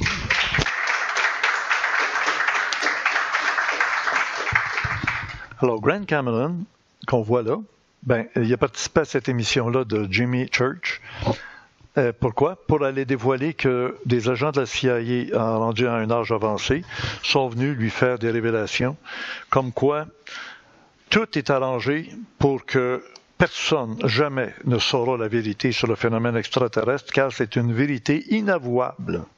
Inavouable dans le sens qu'ils ont les moyens, les intérêts très différents de notre humanité terrestre et que si on savait juste lever le coin du voile, on tremblerait, puis peut-être qu'il y en a qui se suicideraient, puis il y en a qui complètement perdraient le nord. Alors, est-ce que c'est vrai? Est-ce que ça tient debout? Je ne le sais pas, mais il paraît qu'il y a un 2h45 à écouter quelque chose de rare. Bonsoir, maintenant une belle amie. Là, on va changer d'air un peu, hein? Claire. Une autre chanson, peut-être. Ça va être clair. Oui. Oui, parce que toi, c'est pas le phénomène ovni qui... Mais je vois des ressemblances avec le sujet dont je vais parler, mais... Ah oui, hein? Oui. J'y donnerai tout à l'heure, oui. Quand je disais, moi, tantôt, le mot générique extraterrestre, en voulant dire à l'extérieur de... Et ton expérience, c'est quelque chose de l'extérieur de... Oui, hein, c'est d'accord là-dessus, hein? Ouais. Alors... Vas-y, oui. Ben... Moi, je vais mettre l'image que tu m'as envoyée est en PDF. Ah, ça marche pas. Puis ça marche pas dans l'ordinateur de Geneviève, mais moi je vais le voir, puis moi je vais mettre la caméra qui est là sur mon écran. OK. Là, on va le voir, parce que c'est une belle image, là. Ça explique tout sur le fameux congrès auquel tu vas participer toi-même. Tu es invité. Oui. C'est un colloque qui va avoir lieu au mois de septembre, les 16 et 17 septembre, et je vais faire partie de ce colloque comme une conférencière. Habituellement, quand je suis venue chez toi, Glenn, c'était parce que j'avais des spectacles de chansons, j'incarne Edith Piaf, pour ceux qui se rappellent. Hein. Oui. Et puis, donc, cette fois, je vais plus dans quelque chose de très, très personnel. Une autre caméra, Geneviève. Oui, très personnel. C'est donc un colloque auquel je participe et dont le titre, c'est « La conscience dans tous ses états ». Et donc, c'est un colloque sur la conscience, les états de conscience et aussi sur la neuroplasticité. Et l'invité principal, c'est Mario Beauregard. Je pense que tu l'as déjà eu ici. Mario Beauregard qui va parler de la conscience, les pouvoirs de la pensée sur la matière, comment la pensée agit sur la matière. Puis, il va y avoir, je les nomme en vrac, là. Pierre en vrac, enfin, sans parler longuement de chacun, parce que moi, je les connais pas vraiment. Pierre-Michel Bernier, lui, va parler de la neuroplasticité. Alors, c'est les découvertes qui sont en lien avec la capacité qu'a le cerveau de se régénérer tout au long de la vie, les progrès médicaux incroyables qui sont réalisés grâce à ça. Il y a une autre qui va parler aussi de cela. Il y a moi, André Corée et puis Marie Le Gagneur qui allons parler, on vient nous en tant que ce qu'ils appellent les expérienceurs parce que nous avons vécu des EMI. Alors les états, ce sont des expériences de mort imminente. On appelait autrefois des NDE. NDE, c'est en anglais, hein, Near Death Experience. Exactement, oui. Donc, EMI. Et donc, on est 3 à venir parler de cela. Et ça, il y a beaucoup, quand même, sur Internet, il y a beaucoup de gens qui en parlent. Mais c'est des Français, c'est des Américains. Mais au Québec, il n'y a pas beaucoup de gens qui n'ont pas eu de plateforme, si tu veux, pour parler de ça. Et là, vraiment, tous les invités de cette fin de semaine, ce sont tous des Québécois. C'est ça la particularité. Ça se passe en français.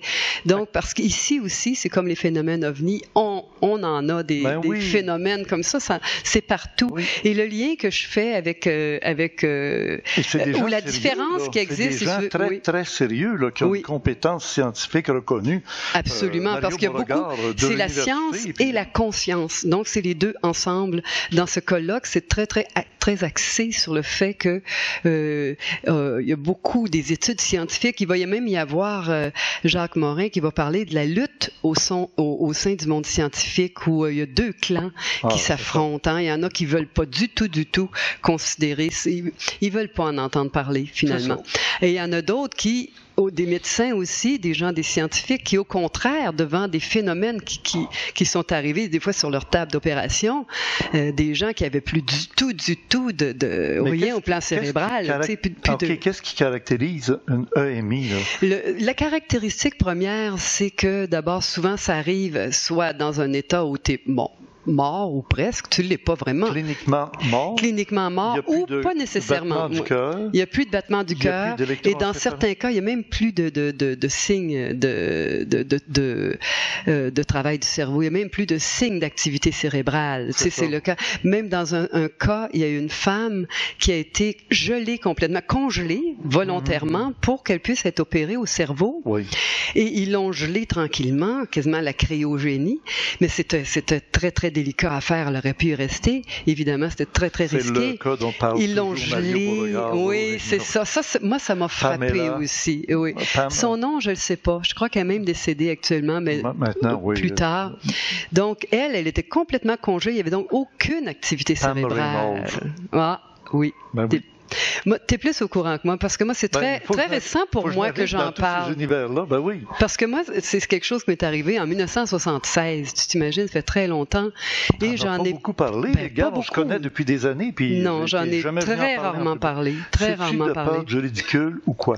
J'en ai déjà parlé à certains amis. Là, je ne te demanderai pas de nous en parler. Tu vas faire une conférence? Oui, je vais faire une conférence là-dessus. Ça serait trop long. Ça serait vraiment, il faudrait expliquer plein de détails. J'aime bien que tu ailles dans un congrès scientifique. C'est bon, c'est beau. c'est ça. Oui. Puis enfin, il y a des gens sérieux qui se disent, tiens, on va les écouter, puis on va leur donner la parole. Mais il y a des caractéristiques. Déjà côtoyé, tu les as déjà côtoyés? Oui, les 3 expérienceurs, oui. Oui, et puis j'ai côtoyé un autre aussi, un scientifique. Bon. On a eu des déjeuners ensemble, on a parlé ensemble. Les expérienceurs aussi. Il y a une association des EMI à Montréal? Oui, il y en a une maintenant. Oui, il y a IANDS, I-A-N-D-S.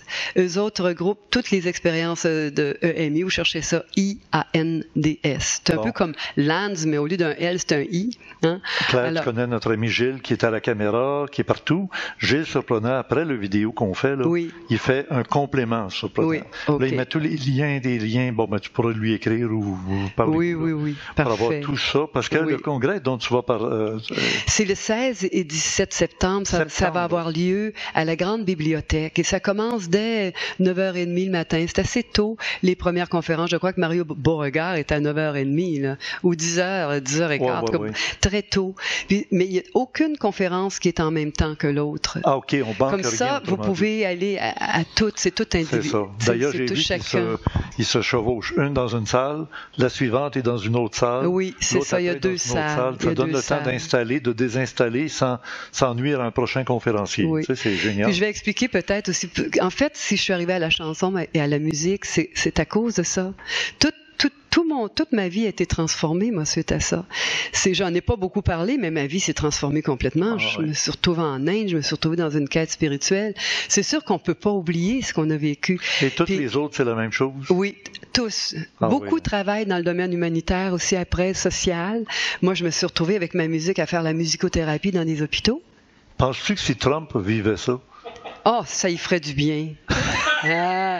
Ça y ferait vraiment du bien, lui. Je trouve qu'il y en aurait besoin. Non, mais beaucoup de gens qui sont très, très... mais chacun a son rôle. Hein. Je trouve que Trump nous permet de penser...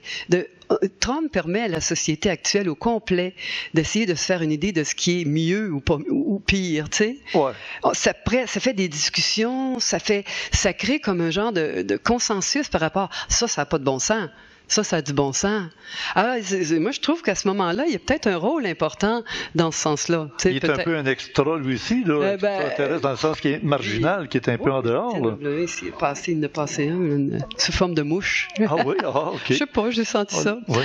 En tout cas. Mais c'est ça. Mais la caractéristique par rapport aux ovnis, par exemple, parce que les ovnis, c'est voir des êtres d'une autre dimension, puis je pense que vivre un EMI, c'est aussi c'est d'aller dans une autre dimension. Ah, oui. Mais la caractéristique qui nous différencie, c'est que ça se passe quand on sort de notre corps.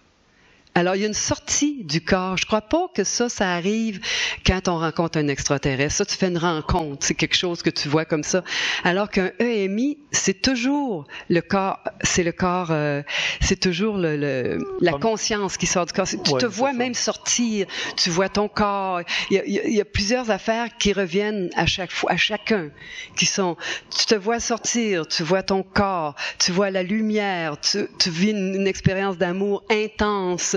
Tu peux soit toujours avoir des gens... Toujours d'amour? Ah, ben, la plupart que moi j'ai entendu parler, oui. Il n'y a pas des gens qui sortent de là puis ils sont confrontés à des forces de l'ombre ou des démons ou des choses, là. Hey. C'est une mouche? Ben oui, regarde-donc. Ben, regarde, ben oui, on va l'accepter comme une extraterrestre. Bon, exact, OK.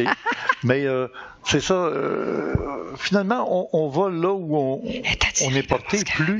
Plus tu vois des choses merveilleuses, plus tu attires à toi ce que tu es dans le fond. Ah, m'écoute plus, mais tu attires à toi ce qui te ressemble. Oui, peut-être. Il y a peut-être des gens qui tombent dans des malles, là, puis qui voient des forces... Ben, il y en a. Je ne sais pas. Je pourrais pas dire. Hein, il y a plusieurs... Tu sais que dans le phénomène extraterrestre, que je connais bien aussi, là, souvent, il y a des gens qui disent, on a vu une soucoupe arriver, puis tout d'un coup, j'étais dans mon lit, puis... J'ai été dans l'OVNI, mais ils n'ont pas été avec le corps physique. C'est vrai. C'est vrai, ça aussi. Oui. Puis après ça, souvent, il y a des gens qui, la nuit, reçoivent de la visite, puis ils ont des enseignements ailleurs. Mais ils ne sortent pas de leur chambre, le corps reste là. C'est la conscience qui s'en va dans une place. Peut-être qu'un jour, on trouvera que c'est les mêmes places, que c'est les mêmes choses, que c'est... je ne sais pas. Hein, quand on va prendre le temps d'écouter les gens comme toi, qui ont quelque chose d'original, de différent de tout le monde, en se disant, c'est extraordinaire, mais il faut t'écouter. Il faut écouter d'autres dans d'autres domaines, et dans ces domaines qui sont marginaux, pour se dire, ben, on a des choses encore à vivre et à apprendre. Au lieu de tourner en rond depuis 40 000 ans sur Terre, là, on fait toutes les mêmes affaires depuis 40 000 ans. Passons à autre chose. Oui. Oui, parce qu'il y a des millions de gens, dans les EMI, des millions de gens répertoriés qui ont vécu des EMI, et je crois qu'il y a des millions de personnes aussi qui ont vu des extraterrestres. Et là, si je te pose la question qui tue, est-ce que toi, ça t'a enlevé la peur de la mort? J'ai pas peur de mourir, non. C'est vrai, ça l'a pas enlevé complètement parce que on aime, quand on revient, on n'est pas détaché de la vie, on aime notre vie, on est revenu dans notre corps, puis on se laisse prendre par la vie. T'sais, on se laisse prendre par notre vie par tout, nos amours, nos enfants, nos biens matériels, on se laisse quand même prendre par tout ça, t'sais. Mais j'ai beaucoup moins peur de la mort. Ah non, j'ai pas peur, en tout cas, de passer l'étape. C'est sûr qu'on a toujours peur de souffrir ou d'avoir une mort pas agréable. Je ne savais pas, mais j'avais un piège dans ma question. Oui.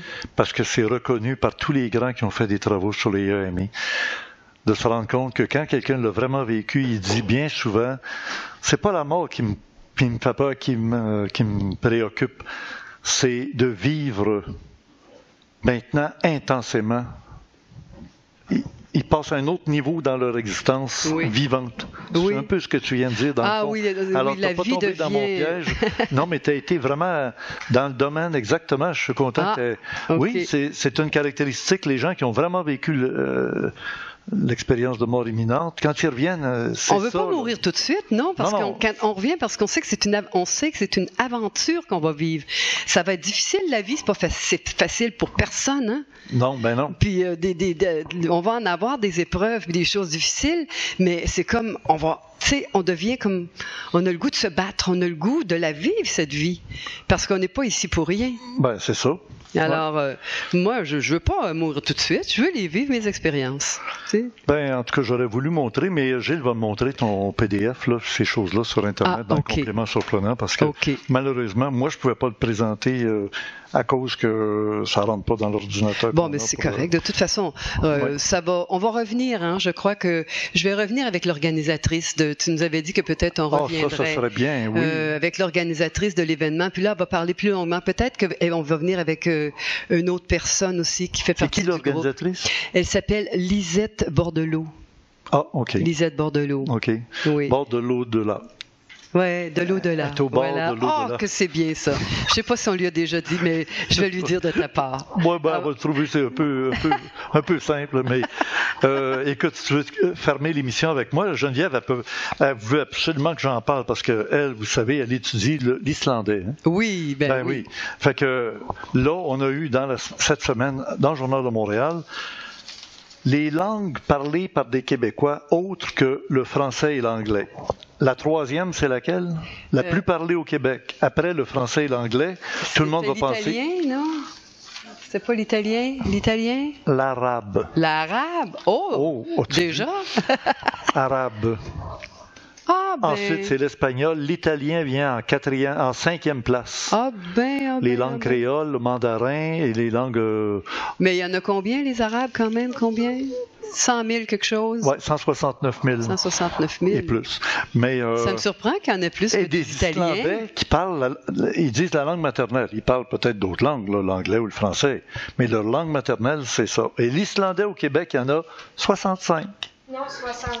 Ah, 60. Bon, 60 qui parlent l'islandais. Puis là, il y a eu d'ailleurs, ça va avoir lieu, ou c'est déjà eu lieu, ou ça va avoir lieu, Geneviève? Le fameux... 25 au 27. Le 25 au 27 août. Le Langue Fest à Montréal. La petite fille qui est là, qui a à peine 30 ans, elle s'exprime dans 9 langues. Et le record mondial de langues parlées, comprises, hein, quelqu'un va aller écouter des gens, il va entendre ce qu'ils disent, puis il est capable d'intervenir dans cette langue-là. Combien tu penses qu'un être humain est capable d'en absorber pour être capable d'en gérer? Ouais. Je ne sais pas, Donne un chiffre. Combien? De langues. Si tu dis que la petite fille en parle 9, oui, alors, déjà, on va monter un peu plus, quoi. Oui, oui. Mais regarde, elle, sa mère parlait une langue maternelle. Elle s'est mariée avec son père au Moyen-Orient, Turquie, des choses, et il parlait une autre langue. Mais la grand-mère parlait une autre langue, puis le grand-père parlait une autre langue. Fait que bébé, quand elle voyait des grosses faces s'approcher d'elle, elle savait qu'elle, il fallait parler de ce jargon-là. Elle savait pas que c'était une langue qui est parlée par une catégorie de monde. Elle pensait que chaque être humain avait sa langue. Ah. Imagine. Alors, son cerveau s'est habitué à entendre toutes sortes de langues. Fait que 9 langues à l'âge de 30 ans était parti comme faux, avec 4 langues en partant, tu sais. Oui. Mais celui d'être humain qui en parle le plus au monde est capable de comprendre, de répondre dans 40 langues. 40? C'est Richard Simca. Richard Simca. Mais il parle des dialectes, donc. Oui, il parle aussi des dialectes. Il parle, tu sais, mais il y a plus de 2000 langues parlées sur Terre, puis en comprend, il est capable de répondre à 40 langues, dont des importantes. Mais par rapport à la nouvelle de 160 000 Arabes, c'est que chaque génération a eu son flot d'immigrants différents. Peut-être que les Italiens qui sont arrivés en 1940, 1930, maintenant sont dans la catégorie anglais. Ils parlent anglais ou français. C'est ça. Oui, la langue maternelle. Des vrais Italiens qui parlent juste encore italien, il n'y en a peut-être pas beaucoup. Oui. Mais des Arabes qui sont un dernier arrivage d'immigrants, c'est peut-être pour ça que là, actuellement, dans les statistiques, il y en a plus. Leur langue maternelle est encore... N'ayez pas peur, là. Oui, c'est ça. Dans 20 ans, ils vont tous parler l'anglais. Mais si ça continue comme ça va être bientôt le créole, ou ça va être l'haïtien, ils parlent quelle langue? Le créole. Eux ont tendance à parler français, à venir parler français. Tenez-vous autour du stade olympique, là, puis ça parle créole. Là. Amenez-en des Haïtiens et les autres, ils vont se transformer en francophones. Oui, hein, c'est vrai, dans un sens, c'est vrai. Ah, quel monde, hein? C'est ça, l'émission d'ésotérisme expérimental. J'aime ça qu'on voyage à travers différents sujets. La semaine prochaine, on a monsieur tant attendu d'un public qui le chérit énormément. Il s'appelle Jean de Flore. C'est un beau nom, hein? C'est Jean de Floride. Mais c'est parce que Floride, c'est la fleur de lys du Québec, qui s'en va en voyage, qui fait une ride. Flore ride. Oh. Tu sais, Floride. La flore qui va en ride. Tu vois, là, c'est du franglais, ça c'est une autre langue. Ça. Oui, c'est ça, la langue des oiseaux dans les deux langues. Ouais. Et Jean de Flore, il vient avec nous. Il va être ici, soit dans la salle s'il pleut, et s'il fait très beau, certain qu'il n'y a pas de pluie, on va être dehors autour d'un feu de camp. Ça n'a pas été diffusé. Bon, ça n'a pas été diffusé. Même toute mon affaire sur Jean de Flore, ça n'a pas été diffusé, mais ça part, ça revient. Mais s'il est 10 heures... Ah non, il est rien que 9h20. Bon. Merci tout le monde. Merci beaucoup, Claire. Hein? On se revoit bientôt, donc. Merci.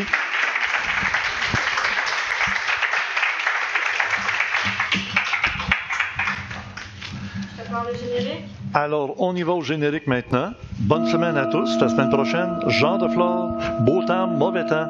Il est avec nous pour toute la soirée parler de Trump et de d'autres.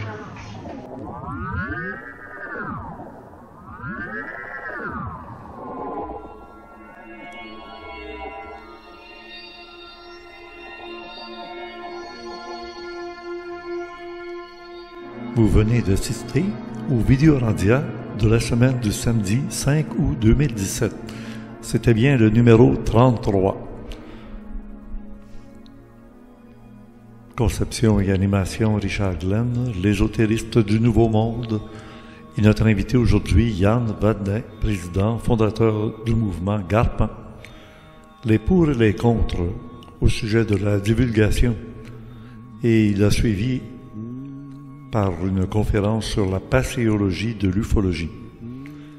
Ne manquez pas de lire le complément de notre ami Gilles Surprenant, qui était aussi le caméraman, disponible sur le forum Orandia, et la version audio MP3 de Jean-François Poulain, toujours sur le forum Orandia, qui a été très utile dans le fait que l'émission a été remasterisée, puisque le son et l'image ne coïncidaient pas, et la version MP3 nous permettait de suivre très bien cette rencontre. À la régie Spirale, Geneviève. À la supervision technique, Emmanuel et Stéphane. C'est une production Orandia Phoenix. Et dans le cadre du club créé Pour les abonnés au club créé du mois de juillet et du mois d'août, voici 2 extraits. D'abord, débutons par le mois de juillet avec M. Andrija Puharic. Et toutes ces choses. Dans votre conférence, vous avez changé. Vous avez dit qu'ils ne sont pas si mauvais que cela. Non, je n'ai pas dit ça. Non, je n'ai pas dit qu'ils ne sont pas si mauvais que cela. Ce que j'ai dit, en fait, c'est que tout cela, c'est de la fiction. Comme les hommes en noir, c'est un autre exemple. Tout ça, par qui? Par la CIA. Ils essaient de faire peur aux gens, faire en sorte qu'ils ne puissent pas reconnaître exactement ce que sont les ovnis. 90% des observations d'OVNI, ce sont des vaisseaux de la flotte d'OVNI des États-Unis. C'est leur première ligne de défense. Ils font les mutilations de bovins, toutes ces choses horribles. Tout ça, c'est fabriqué, c'est de l'intox. Ce n'est pas réel. Il faut être intelligent pour le découvrir. Et la plupart des gens, dans ces entrevues, sont assez hystériques suite à leurs expériences d'observation d'OVNI. Pensez-vous que les petits gris existent vraiment? Je ne sais pas. Je ne les ai pas vus personnellement. Mais si quelqu'un les a vus, s'il est un observateur fiable, je vais l'accepter. Rappelez-vous qu'il y a des milliers de types de visiteurs différents. Ils ne sont pas tous fabriqués du même moule. C'est un document exceptionnel d'Andrija Puharic. Et pour les abonnés au club créé du mois d'août, voici Peter Knight qui a donné une conférence après l'émission de la semaine dernière.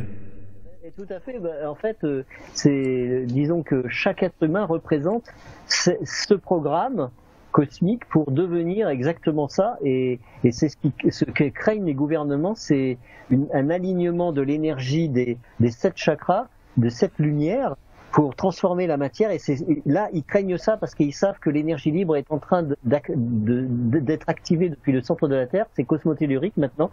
Ça risque de s'élever jusqu'à la ionosphère et on deviendrait ionosphérique, c'est-à-dire on deviendrait non seulement atmosphérique, mais vraiment ionosphérique. On deviendrait la lumière du ciel. Et donc là, on serait sur la Terre et on serait l'objet fini, le diamant. Donc là, ça leur fait peur parce qu'ils sont au courant de tout ça, les gouvernements, parce qu'ils sont en arrière-plan comme les nazis, très ésotériques. Mais ils volent l'ésotérisme aux gens en faisant les religions, la politique, etc. La politique, on sait que c'est le mensonge, c'est pas le verbe fait chair, c'est le contraire du verbe fait chair, la politique. C'est raconter que des histoires, des mensonges. Alors qu'en fait, le véritable verbe chat dit la vérité tout de suite. C'est le franc-parler, quoi. Oui, on sait bien que c'est un gouvernement parlementaire. C'était une rencontre exceptionnelle avec M. Peter Knight en plein début d'été très chaud du mois d'août 2017. Alors, vous venez de voir et d'entendre ce vidéo rendu enregistré dans la salle Espace Unisanté pour le numéro 33. Il y a dans cette salle du club créé du mois d'août la conférence donnée par M. Yann Vanet, la passéologie ufologique. La semaine prochaine, nous recevrons M. Jean Deflore. Et s'il devait pleuvoir, ce qui est prévu par la météo, bien nous serions encore dans la salle Espace Unisanté. C'est juste après avoir traversé le pont de Belleuil-Saint-Hilaire, au-dessus de la rivière Richelieu. On arrive au Mont-Saint-Hilaire, environ 35 km de Montréal, par la route 116, mieux connue ici sous le nom de boulevard Sir Wilfrid Laurier, 77 rue Sir Wilfrid Laurier. C'est la salle qui est juste au-dessus du restaurant Les Chocolats Favoris de Gino Chouinard. Et si vous arrivez par autobus, bien vous sortez de l'autobus et vous traversez, vous montez l'escalier, prenez l'ascenseur et vous montez au 2e étage. L'autobus de la station de métro de Longueuil, l'autobus numéro 200, qui passe à toutes les heures et c'est environ vers 7h moins quart, le meilleur autobus pour arriver pour 7h30. Ça prend 45 minutes. Et là, ben, vous traversez la rue, le boulevard Sir Wilfrid Laurier, c'est la route 116. Et juste en bas, là, il y a le restaurant, la terrasse, l'escalier qui vous mène directement à l'intérieur où il y a l'ascenseur qui vous permet de monter au deuxième étage, là où nous sommes réunis, dans cette salle juste là. Il y a l'hôtel qu'on voit là-bas, qui est l'hôtel Motel Saint-Hilaire, qui ont des prix de faveur pour ceux qui assistent à notre rencontre, 65 $ pour la nuit, taxes incluses. Sous le stationnement extérieur, il y a le stationnement intérieur. Alors si par mauvais temps vous arrivez en automobile, allez dans le stationnement intérieur, vous ne vous ferez pas mouiller en sortant de l'automobile. Et encore une fois, vous prenez l'ascenseur pour monter au deuxième étage, là où nous avons notre rencontre. Et on peut voir, lorsqu'il fait relativement beau, un beau coucher de soleil. S'il devait faire vraiment beau, alors à ce moment-là, on fait notre rencontre autour d'un feu de camp, chez moi, Mont-Saint-Hilaire. Pour avoir plus de détails, vous allez sur la page d'accueil du site régulier d'ésotérisme expérimental et vous allez dans la section qui est en haut dans les onglets pour conférences. Et dans les conférences jardin, le feu de camp, apportez votre chaise de jardin pour être assis confortablement et peut-être des vêtements chauds quand ça commence à être froid après le coucher du soleil. Et nous allons nous retrouver probablement très bientôt cet automne au congrès ufologique UFO 701, samedi le 7 octobre 2017, à l'hôtel Sandman, juste à côté de la station de métro de Longueuil, justement. Le stationnement est gratuit pour ceux qui assistent au congrès. Tous les détails viendront dans les prochaines semaines. À bientôt!